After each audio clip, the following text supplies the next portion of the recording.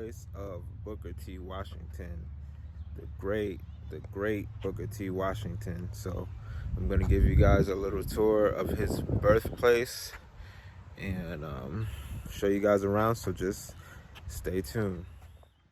All right, family. So this, as I said, this is Booker T. Washington National Monument, and I'm just gonna give you guys a little tour of this site. So look what we have here. We have a nice little statue, a little bust of Booker T. So his full name was Booker T. Taliaferro Washington. He was born 1856 and he died 1915. And now let's see what this little quote says. A race like an individual lifts itself up by lifting others. So that's a powerful message right there. So as you see, Booker T. Washington National Monument. So I'm gonna walk over here. So I see this place is a part of the National Park Service. So I'm not sure if this visitor center is open today. So let's check this out. Let's see. All right, it says, my whole life has largely been one surprise. I believe that any man's life will be filled with constant, unexpected encouragements of this kind if he makes up his mind to do his level best each day of his life, that is, tries to make each day reach as nearly as possible the high water mark of pure, unselfish, useful living. So that's some more words of wisdom from the great inspirational Booker T. Okay, so you can check this out. And this looks like him when he was younger, when he was a young man. So as you guys know, Booker T was a very powerful individual in the early 1900s and even in the late 1800s. So see what this says right here. Booker T. Washington led Alabama's Tuskegee Institute from 1882 until his death in 1915, building the school into one of the most significant African American institutions for higher learning. This image is of the campus.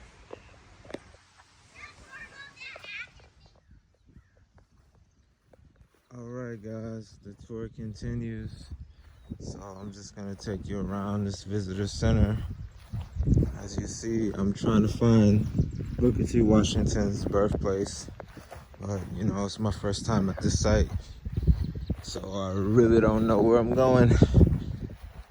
But let's see if there's something that can direct me. One of these. Let's see what this says right here. Alright, so this is about how tobacco farms use slavery. Let's see what this says.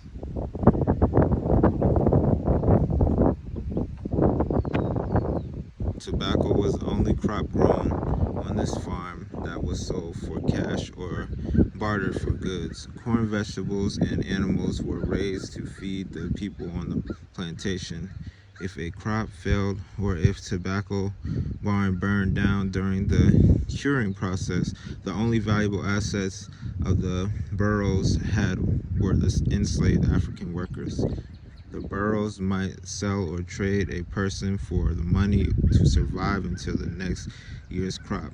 If the crop brought a good price, the enslaved Africans could feel optimistic that their family would stay together for another year. Wow. So you see, this area was only used for tobacco farming, which is interesting. But you know, this is Virginia, so we're kind of in the hills and the mountains. So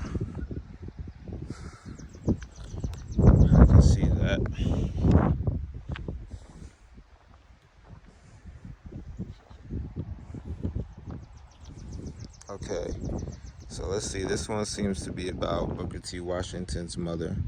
Booker T. taught Pharaoh, his mother Jane, elder brother John Henry, younger sister Amanda, Aunt Sophia, Uncle Monroe, and cousin Sally were freed here in 1865. You can walk down to the site of emancipation where the big house was located. You can stand where Booker T and his family first heard they were free.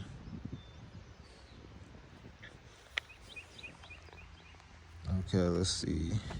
For some minutes there was great rejoicing and thanksgiving and wild scene of ecstasy.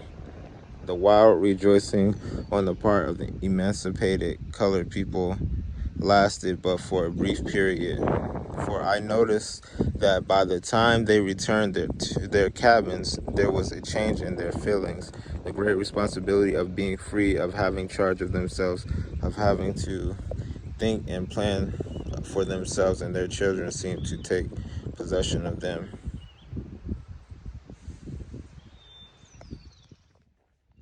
All right, family. So I'm walking towards the site of the birthplace of Booker T. Washington.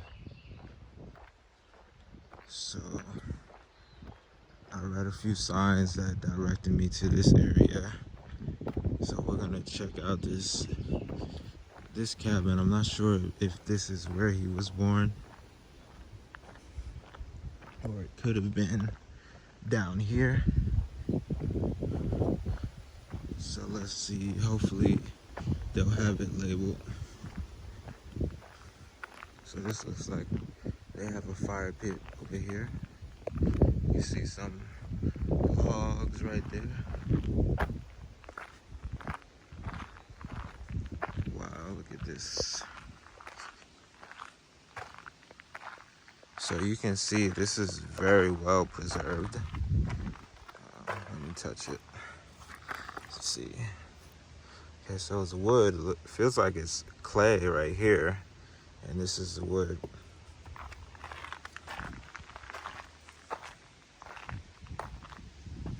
Oh wow, and it's actually open. So I'm gonna go inside of here.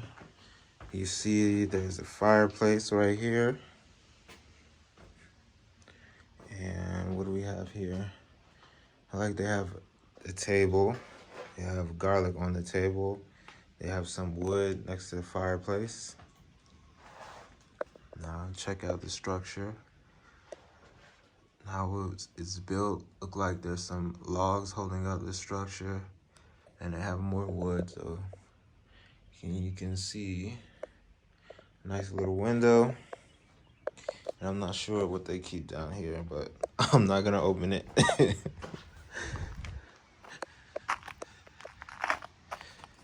So what does this say? A little space goes a long way.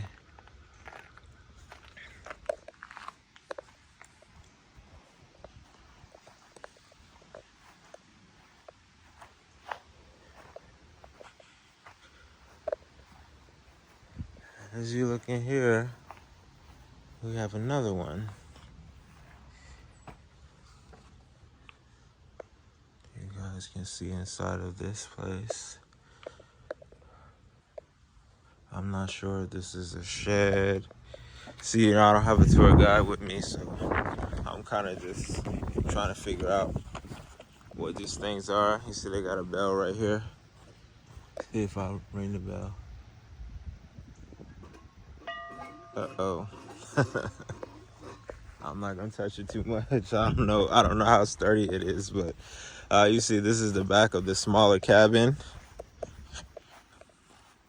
So man, these things are preserved really nice. So, but this structure right here, I'm gonna say that's the birth home of the great influential Booker T. Washington. But I'm gonna take you guys down this hill over here, and we're gonna see what this is over here.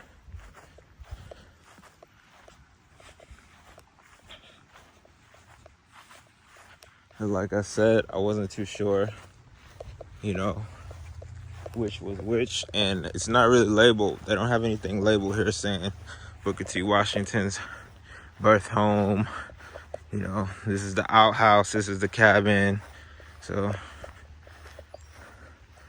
but for a fact, I know this was the plantation that he was born on, you know, and of course, his mother was of African descent and his father was a white man. So,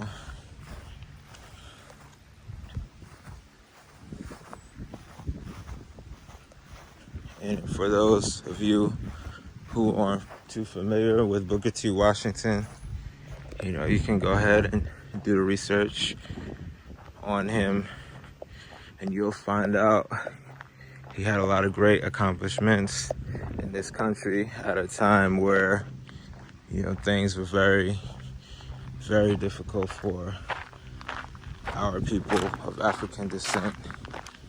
So here's another cabin.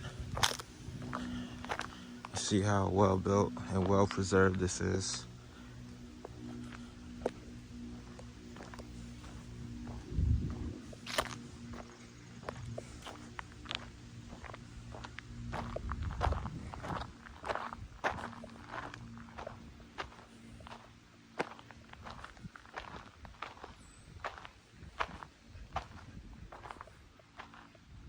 Now looks like a barn.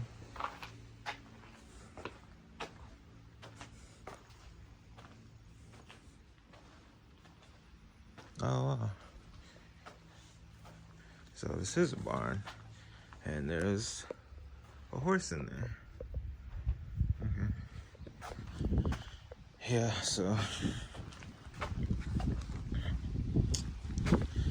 so with this being a barn, I want to say that structure that I took you guys in earlier is definitely the birth home of Booker T. Washington. So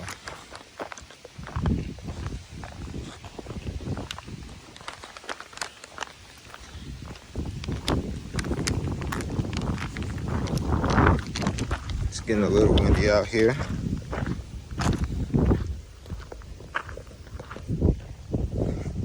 See, there's some ducks.